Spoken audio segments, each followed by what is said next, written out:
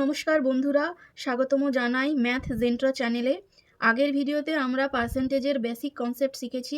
আজকের এই ভিডিওতে আমরা করব পার্সেন্টেজের কিছু কোয়েশ্চেন প্র্যাকটিস আর দেখব এক্সামে কিভাবে দ্রুত অ্যান্সার বের করা যায়। এই ভিডিওটা শেষ পর্যন্ত দেখলে পার্সেন্টেজ থেকে কমপক্ষে 5 থেকে 6 নাম্বার নিশ্চিত পাওয়া যায়। তাহলে চলো শুরু করি। এবার আমরা একটা প্রথম কোশ্চেনটা দেখে নিই। কোয়েশ্চেনে বলেছে 135-এর 35% সমান এক্সের 45% হলে এক্স সমান কত। তাহলে অ্যান্সারটা আমরা ধাপে ধাপে দেখে নিই। 135-এর 35% সমান এক্সের 45%। ইমপ্লাই করছে 135 ইন্টু, কারণ এর মানে ইন্টু চিহ্ন, 35%কে লিখবো 35/100 সমান এক্স ইন্টু 45% মানে হচ্ছে 45/100। এবার আমরা কাটাকুটি করি। উভয় দিকে 100 রয়েছে, 100-র সাথে 100 কেটে দিলাম। 5 7 35, 5 9 45, 9 15 135। তাহলে 15 ইন্টু 7 সমান এক্স। ইমপ্লাই করছে এক্স সমান 15 ইন্টু 7 সমান 105। তাহলে এক্স এর মান আমরা কত পেলাম? 105। পরের কোশ্চেনটা দেখে নিই। বলেছে 1 কিলোগ্রাম চায়ের মূল্য 25% বৃদ্ধি পেলে মূল্য বৃদ্ধি পায় 12 টাকা, তবে ওই চায়ের নতুন মূল্য কত? তাহলে আমরা অ্যান্সারটা চলো ধাপে ধাপে দেখে নিই। বলেছে যে 1 কিলোগ্রাম চায়ের মূল্য 25% বৃদ্ধি পেয়েছে।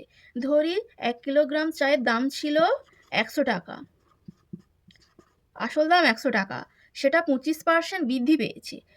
তো 25% বৃদ্ধি পেলে 100-র 25% হয় 25, তাহলে এখন নতুন মূল্য হচ্ছে 125 টাকা। এবার বলেছে মূল্যটা কত বৃদ্ধি পেয়েছে? 12 টাকা, আসলে 12 টাকা বৃদ্ধি পেয়েছে, এটা হচ্ছে আমাদের ধরে নেওয়া। তাহলে আমাদের এই ধরে নেওয়া অনুযায়ী কত টাকা বৃদ্ধি পেল? না, 25 টাকা বৃদ্ধি পেল। এবার কোশ্চেনে দেওয়া আছে আসলে 12 টাকা বৃদ্ধি পেয়েছে, তাহলে এই 25-এর দাম আমরা 12 টাকা নিতে পারি। তাহলে 25 ইউনিটের দাম 12, তাহলে 1 ইউনিটের দাম হবে 12/25। এবার 100 ইউনিটের দাম হবে তাহলে 12/25 ইন্টু 100, তাহলে 25 4 100, তাহলে 100 ইউনিটের দাম হবে 48। আসলে আমরা যেটা প্রথমে দাম ধরেছিলাম সেটা তাহলে 100 টাকা ধরেছিলাম, 100 ইউনিট ধরেছিলাম, তো সেই 100 ইউনিটের দাম হচ্ছে 48। আর বলেছে যে মূল্য 25% বৃদ্ধি পাওয়ার পরে এটা 12 টাকা বৃদ্ধি পেয়েছে। আগে যদি 48 টাকা দাম হয়, পরে 12 টাকা বৃদ্ধি পেয়েছে, মানে +12 সমান টোটাল তাহলে 60 টাকা। তাহলে তবে ওই চায়ের নতুন মূল্য হচ্ছে তাহলে 60 টাকা। চলো পরবর্তী কোশ্চেনটা দেখে নিই। কোশ্চেনে বলেছে কোনো শহরের বর্তমান জনসংখ্যা 4410, প্রতি বছর 5% হারে বৃদ্ধি পেলে 2 বছর পূর্বে জনসংখ্যা কত ছিল? তো আমি ব্যাপারটা একটু উদাহরণের সাহায্যে বুঝিয়ে নিই। এখন 2026 সাল, তো তার আগের ছিল 2025 সাল, তার আগে হবে 2024 সাল। তাহলে বলেছে যে 2026 সালে তার জনসংখ্যা হচ্ছে 4410। বলেছে যে তাহলে 2024 সালে জনসংখ্যাটা কত ছিল। তো আমরা ধরে নিই 2024 সালে জনসংখ্যা ছিল এক্স। এবার যেহেতু প্রতি বছর 5% হারে বৃদ্ধি পাচ্ছে, তাহলে 2025 সালে জনসংখ্যা হবে এক্স ইন্টু 100 প্লাস 5/100। আবার তার পরের বছর মানে 2026 সালে আরও 5% বৃদ্ধি পাবে, তাহলে পরের বছর মানে 2026 সালে জনসংখ্যা হবে x into 100 plus 5 into 100/100 into আবার 5% বৃদ্ধি পেল, মানে 100 প্লাস 5/100। আবার তার মানে এটাকে আমরা লিখতে পারি এক্স ইন্টু 105/100 হোল স্কোয়ার। এবার তাহলে এটা 2026 সালে জনসংখ্যা আমরা এটা বের করলাম, কিন্তু এখানে কোয়েশ্চেনে দেওয়া আছে 2026 সালে, মানে বর্তমান জনসংখ্যা দেওয়া আছে 4410। তাহলে আমরা এটা সমান লিখতে পারি এক্স ইন্টু 105/100 হোল স্কোয়ার সমান আমরা লিখতে পারি 4410। এবার আমরা সরল করে নিই। এখানে কাটাকুটি করলে হবে 5 দুগুণে 10, 5 একে 5, 5 দুগুণে 10, 0। এক্স ইন্টু 21 স্কোয়ার মানে 441 বাই 20 স্কোয়ার মানে 400 সমান 4110, 410 বা 441 এখানে 10, তাহলে এক্স সমান হবে 400 ইন্টু 10 সমান 4000 জন। তাহলে 2 বছর পূর্বে আমার জনসংখ্যা কত ছিল? 4000 জন। এবার পরবর্তী কোশ্চেন দেখে নিই।